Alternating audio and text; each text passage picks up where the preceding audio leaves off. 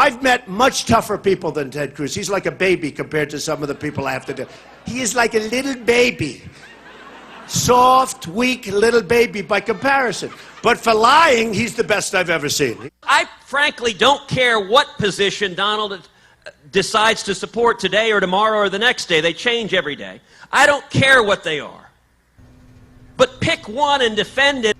Super Tuesday is next week, and Texas is one of a dozen states where voters will head to the polls. The latest data showed Democrat Hillary Clinton leading Bernie Sanders 57 to 33%, and Texas Senator Ted Cruz with 36% compared to national frontrunner Donald Trump's 30%. How can Texas influence the national race? Here's Good Morning El Paso anchor Stephanie Valle to continue our election coverage. It's your voice, your vote. Some candidates maybe look at a state and think that the person they're running against that's from there is already so popular that they don't have a chance to win. So they start focusing on other states. UTEP Associate Professor of Political Science, Dr. Jose Villalobos, talking about the approach some campaigns have taken in the past. They take a risk if they sort of skip over any state.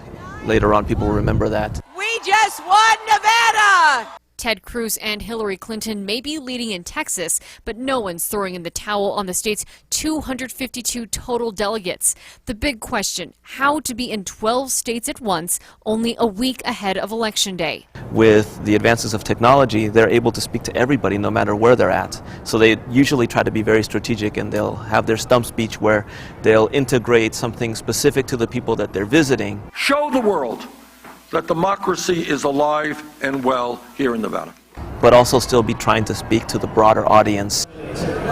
Meantime, Villalobos and his students are reaching out to other UTEP students in the Union Breezeway, helping them become registered voters and ultimately decide the future of the nation's leadership. Hopefully this year will be a very high turnout, again, probably more likely because of a greater amount of competition maybe than in some of the previous years.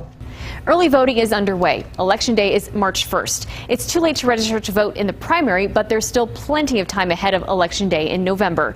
Stephanie Valle, ABC 7.